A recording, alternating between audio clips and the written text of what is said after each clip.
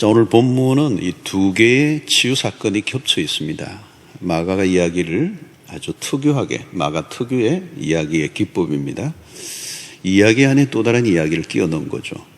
그래서 21절부터 24절까지는 해당장 야이로의 딸 이야기가 시작이 됩니다. 그런데 이야기가 중간에 끊기죠. 35절 이후부터 그리고 다시 시작이 됩니다. 중간에 뭐가 있습니까? 혈루증 여인을 치유하는 사건이 25절부터 34절까지 이게 이제 샌드위치라고 그러죠. 중간에 끼어 있는 듯한 모습입니다. 두 개의 이야기가 있지만 서로 연결되어 있습니다. 그래서 두 사건의 사이에는 팽팽한 긴장감이 흐르죠. 그래서 하나의 이야기가 또 다른 이야기를 더 흥미진진하게 해주는 마가의 이야기 기법입니다. 먼저 시작된 해당장 야이로의 이야기는 다음 주일날 우리가 다룰 것입니다. 오늘은 혈류증 여인의 이야기를 먼저 다루는데요. 오늘 설교와 다음 주일 설교는 마치 연속극처럼 이어져 있기 때문에 오늘 오신 분은 꼭 다음 주일날 주일 성수를 하셔서 이 얘기를 이 이야기의 전말을 들으셔야 되겠습니다. 예수님이 배를 타시고 다시 가버나움에 계시다가 배를 타고 지난 주간에 건너가셨죠.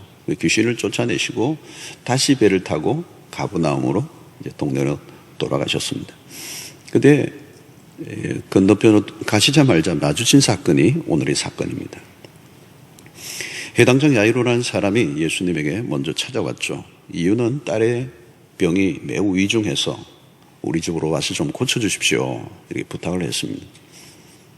23절의 말씀이죠. 간곡히 구하여 이르되 내 어린 딸이 죽게 되었습니다. 오셔서 그 위에 손을 얹어사 그로 구원을 받아 살게 하소서. 이 긴급한 상황인 것 같습니다. 아주 죽게 되었다. 이제 이렇게 하는 거 보면 이모전시죠. 자, 그 예수님은 그 얘기를 듣고 즉시 해당장의 집으로 이제 길을 나섰습니다. 근데 그 도중에 너무 많은 무리들이 예수님을 따라왔기 때문에 사람들의 예수님이 둘러싸이게 되었습니다. 이때 한 사건이 벌어지죠. 12해를 혈류증으로 앓은 여인이 이제 등장을 합니다. 여기 혈류증이라고 하는 것은 유출병입니다. 비정상적인 피를 계속 이제 유출하는, 흘리는 병이죠. 근데 이 여인은 이 병을 12년 동안 앓아왔다는 겁니다. 굉장히 위중한 거죠. 근데 이 병에 대해서 레위기 15장에서도 상세하게 다루고 있습니다. 나병과 같이 유출병은 사람들과 접촉이 금지됩니다. 자기도 다른 사람을 접촉해서도 안 되고 다른 사람이 이 사람을 접촉해서도 안 돼요. 이 접촉 불가합니다. 그러므로 이 병은 그 병 자체로도 고통스럽지만 무엇보다도 격리되는 겁니다. 접촉이 불가되기 때문에 공동체, 가족과 격리되는 겁니다. 그러면 당연히 종교적인 활동에도 참여할 수 없게 되겠죠. 이중 삼중으로 고통을 겪게 되고 소외된 삶을 살아왔습니다. 자, 그녀가 자신의 병이 낫기 위해서 많은 노력을 했던 것 같아요. 26절을 보면 많은 의사에게 많은 괴로움을 받았고, 참 재밌습니다. 많은 괴로움을 받았다는 거예요. 그리고 가진 것도 다 허비되었고 아무 효용이 없고 도리어 더 중하였었다는 거예요. 자, 이 한 구절이지만 이 한 구절 안에 그녀의 인생의 모든 애환이 다 들어있어요. 얼마나 많은 노력을 했겠습니까? 많은 의사들을 찾아다녔는데 오히려 더 괴로움을 받았다는 거예요. 그리고 돈은 다 쓰고 요즘으로 치면 종합 대형 명의를 다 찾아다닌 거죠. 그런데 아무 효용이 없었다. 치료는커녕 더 악화되었다는 거. 그리고 가진 재산도 다 탕진하고. 오늘날도 그렇잖아요, 여러분. 중병에 걸리면 한평생 벌었던 돈을 이제 병원에 다 갖다 바치는 일들이 얼마나 많이 있습니까? 이 돈을 허비해도 몸이라도 나았으면 될 텐데 더 힘들어졌습니다. 돈은 떨어지고 몸은 더 악화되고 최악의 상태입니다. 어떻게 보면 이 의사들이 좀 나쁜 것처럼 비춰질 수가 있는데, 그러나 여기서 강조는 의사들의 실력이나 의학적 수준을 논하는 게 아닙니다. 초점은 그가 얼마나 절망적 상태에 놓여 있는가를 강조하는 것입니다. 세상에 어떤 방법으로도 해결이 안 되는 일을 이제 맞을 때가 있잖아요. 바로 이 여인이 그 모습입니다. 몸도 마음도 바닥이고 희망이 다 사라져 버렸습니다. 자, 바로 그때 예수의 소문을 그녀가 들었습니다. 27절, 28절에 보니까 예수의 소문을 듣고 무리 가운데 끼어 뒤로 가서 그의 옷에 손을 대니 이는 내가 그의 옷에만 손을 대어도 구원을 받으리라 생각함일러라 그랬습니다. 이미 예수의 소문이 상당히 많이 넓게 퍼져 있었다는 걸 알 수가 있고요. 이 혈류증 여인은 예수님을 만나면 그래서 그 옷에 손만 대어도 나을 것이다 라고 하는 이런 생각이 들었습니다. 그런데 예수님에게 가까이 왔지만 예수님의 주변에는 너무 많은 사람들이 북적거렸어요. 인파가 말이야. 예수님 곁으로 다가가려고 하지만 이미 많은 병자들까지 동원되어서 예수님 근처로 가기 위해서 치열한 각축전이 벌어지고 있었습니다. 혈류증 여인은 예수님에게 부탁하기는커녕 접근조차가 불가능했습니다. 아마도 그녀는 12년 동안 병을 앓고 있었다면 자기 몸도 가누기 힘들 정도로 매우 연약한 몸이었을 겁니다. 군중들 속에 이리저리 떠밀려 사투를 벌였습니다. 아마 포기하고 싶었던 마음이 들었을지도 몰라요. 그러나 그녀는 포기하지 않고 인파를 뚫고 또 뚫고 들어갑니다. 마침내 다가갔고 주님 앞에 근처 갔지만 문제는 그녀의 부정한 상태. 안수기도라도 받고 싶지만 그럴 형편이 아닙니다. 주님 앞에 나설 용기가 나지 않았어. 그는 예수님의 옷만 살짝 만져도 나을 것이다는 생각을 하고 이제 마침내 그 몸의 옷자락에 손을 댑니다. 어떤 일이 일어났으면 29절에 보니까 이에 그의 혈류 거느니 곧 마름에 병이 나은 줄을 몸에 깨달으니라. 기적이 일어났습니다. 그래서 참 특이한 것은 이 기적의 사건이 특이한 것은 대개는 치유 사건이 주님이 대면하시고 주님이 직접 치유를 하신 사건이에요. 여기에서는 아닙니다. 주님의 의사와 전혀 상관없이 여인이 일방적으로 주님의 옷에 손을 댔는데 기적이 일어난 것입니다. 이런 일은 그동안에 없었어요. 여기서 초점은 뭘까요, 여러분? 옷에 손을 댄 게 아닙니다. 주님의 옷에 무슨 영험이 있어 일어난 것으로 오해해서는 안 됩니다. 옷을 만졌다는 것이 아니라 초점은 믿음을 가졌다는 거예요. 무엇을 만졌는가는 중요하지 않습니다. 그녀는 옷만 만져도 나을 것이라고 하는 믿음을 가지고 있었다는 거예요. 여기서 여인이 드러낸 믿음은 어떤 것입니까? 특별한 것은 아닙니다. 어쩌면 그녀는 주님 앞에 나설 용기도 없습니다. 자신의 의사를 충분히 알린 것도 아닙니다. 그저 뒤에서 은밀하게 살짝 옷을 만졌을 뿐입니다. 어떻게 보면 이건 굉장히 소극적인 태도예요. 소극적인 태도. 대단한 믿음이라고 볼 수가 없습니다. 아주 작은 믿음이에요. 그런데 역사가 일어난 거예요. 왜요? 주님이 그것을 믿음이라고 여겨주셨기 때문에. 중요한 것은 주님이 어떻게 보시느냐예요. 사람들이 보기에는 대단해 보여도 주님이 별 볼 일 없다고 취급할 수도 있고요. 사람들이 보기에는 별로인 것 같아도 주님이 보시기에 믿음이라고 하면 그건 믿음인 거예요. 자, 우리는 흔히 믿음이라고 하면 분명한 교리 이해, 잘 갖춰진 신앙 고백이 있어야 되는 줄 압니다. 그러나 여기에서 보면 전혀 그렇지 않아요. 분명한 것은 예수님은 여인이 옷을 살짝 만지기만 해도 나을 것이라고 믿었던 그녀를 무시하지 않으셨다는 거예요. 비록 작은 믿음일지라도 주님은 그녀에게 풍성한 자비를 베풀어 주셨다는 거예요. 그렇습니다. 여러분, 우리의 믿음에 비해서 주님의 자비는 너무도 큽니다. 작은 믿음을 가지고 나아가도 하나님은 결코 외면하지 않는다는 거예요. 조금이라도 마음을 열고 다가가면 주님은 우리 기대 이상으로 강력하게 은혜를 베풀어 주십니다. 자, 여러분 상상해 보십시오. 예수님의 주변의 사람들이 그 당시 한둘이었겠습니까? 밀고 밀리고 그러다 보면 어쩔 수 없이 예수님과 접촉이 일어났을 겁니다. 예수님 곁을 스쳐 지나간 사람들이 한둘이 아니었을 겁니다. 그러나 예수님의 옷과 접촉이 일어났다고 모든 사람에게 역사가 일어났습니다. 그렇지 않아요. 예수님 가까이 많은 사람들이 있었지만 그것만으로 기적이 일어난 것은 아닙니다. 중요한 것은 믿음이 있어야 되는 거예요. 믿음을 가지고 나가야 되는 거죠. 작은 믿음이지만 그 믿음을 가지고 나아갈 때 주님이 그 믿음을 보시고 기적을 일으키셨다는 거예요. 그러므로 여러분, 주님을 간절한 마음으로 도움의 그 손길을 내미는 영혼이 중요한 것입니다. 예수님은 놀라운 영적인 감지력을 갖고 계세요. 주님은 그냥 당신의 옷에 닿은 자와 믿음으로 나온 사람을 구별해낼 줄 아신다는 거예요. 주님에게 수많은 사람들이 나오지만 어떤 모습, 어떤 상태, 어떤 마음으로 찾아왔는지를 주님이 아십니다. 여러분, 오늘 또 이 예배에 많은 분들이 예배에 동일한 장소에 앉아 있지만 주님은 우리의 마음을 아십니다. 내가 어떤 마음으로 왔는지를 주님이 아십니다. 주님은 아세요. 여러분, 지금도 마찬가지입니다. 우리 모두가 죄로 인하여 정상적인 사람들이 아니었습니다. 심각한 중증 환자들이었습니다. 소망이 없었습니다. 자주 넘어지고 깨어지고 망가진 인생을 살아왔습니다. 그런데 어느 날 주님을 찾고 싶은 마음이 생겨졌고 주님에게로 나왔고 교회를 오고 싶고 기도하고 싶고 예수를 믿어야 살 것 같았고, 처음에는 누구나 자신의 현실의 문제를 가지고 찾아왔지만 기도할 줄도 몰랐지만 그냥 엉성하게 순수도 되지 않고 뭔가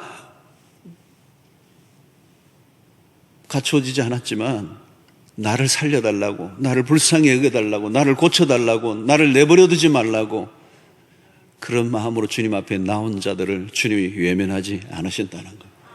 수준 있는 모습으로 근사한 형식을 갖추고 나가지 않아도 그냥 주님을 찾는 것만으로도 그 믿음을 보시고 기적이 일어났다는 거예요. 자, 그런데 오늘은 주님은 가시던 길을 갑자기 멈추셨습니다. 그리고 제자들에게 이렇게 질문한 거죠. 그 여인이 옷가를 뒤에서 만졌는데 여인이 나았어요. 그런데 그 사실을 주님이 알아내셨습니다. 30절에 보니까 예수께서 그 능력이 자기에게서 나간 줄을 곧 스스로 아시고 무리 가운데서 돌이켜 말씀하시되 누가 내 옷에 손을 대었느냐 하시니. 자, 여러분, 이 기적은 지금 아무도 모르는 일이에요. 그 여인만 아는 일입니다. 손을 댄 그 여인만 알아요. 그러니까 하나의 해프닝으로 끝날 수도 있습니다. 여인이 그 옷을 만지자마자 자기 몸이 나았어요. 할렐루야, 할렐루야는 안 했겠지만 너무 기뻐가지고 나았구나 하고 갈 수도 있어요. 그리고 그러면 끝입니다. 그런데 주님은 여인을 찾았어요.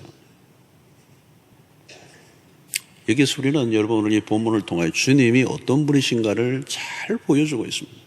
마가는 특별히 이 이야기에서 독자들에게 들려주고 싶은 부분이 바로 여기에 있는 거예요. 혈류증 여인의 입장에서 보면 두려운 일이죠. 자기 자신의 몰골이 말도 아니고 은밀하게 그 주님의 옷을 만졌을 뿐인데 찾고 있다는 말은 어쩌면 자기 자신이 노출되는 거잖아요. 나는 깨끗하지 못한 여자인데 당신의 옷에 손을 대었습니다. 잘못했습니다. 용서해 주십시오. 이 두려운 마음으로 나왔을 거예요.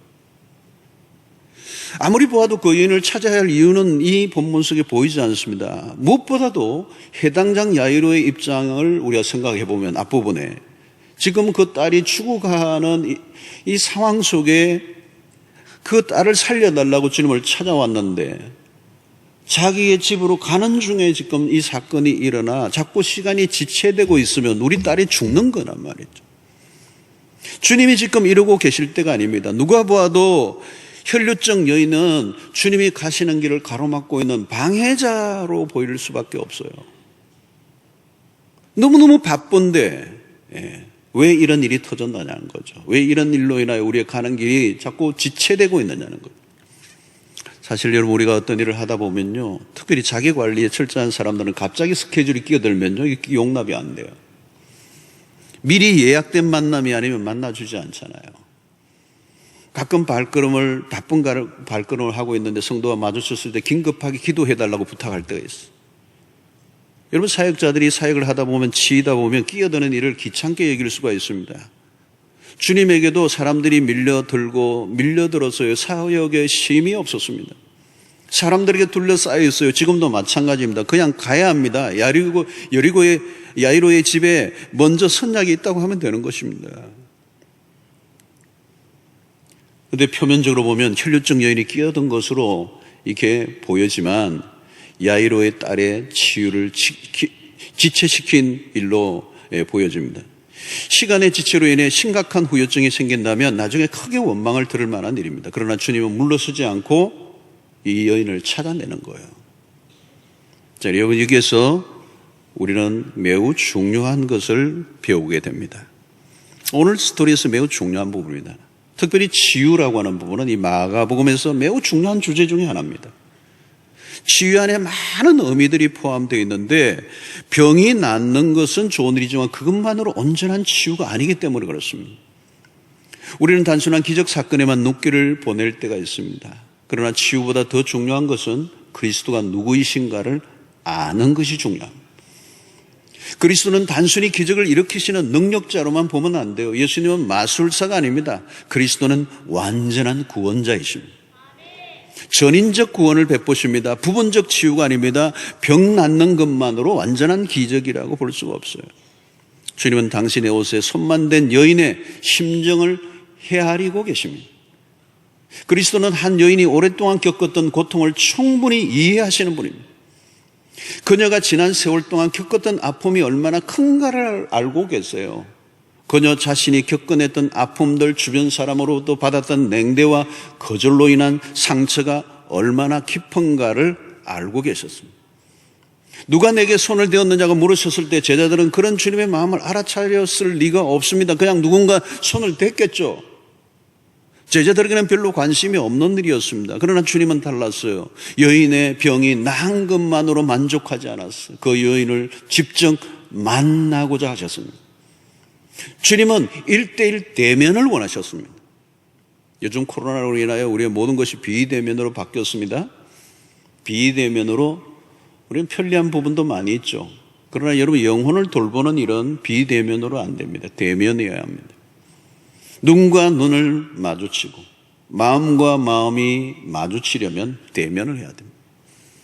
깊은 것을 듣고 보고 느끼는 가운데 일어나는 터치는 비대면 영상으로 안 된다는 거예요. 요즘 비대면으로 인해 많은 사람들이 힘들어합니다. 지금 이제 코로나도 마장에 2.5단계로 가면 다시 비대면으로 이제 바뀌게 될 수밖에 없는 이런 굉장히 어려운 때를 우리가 맞고 있어요. 이 비대면으로 계속 있다 보니까 많은 사람들이 힘들어하고 마음에 병든 분들이 늘어나요. 주님은 한 영혼의 인격에 다가가시는 거예요. 단순히 당신의 옷을 손대고 병이 낫다는 것만으로 온전한 치유가 아니라는 거예요. 그냥 그것으로 그냥 흩어져 버리는 것을 원하지 아니하시고 그녀를 깊이 만나 인격 대 인격으로 마주치며 그녀의 깊은 곳까지 만져주기를 원하신다.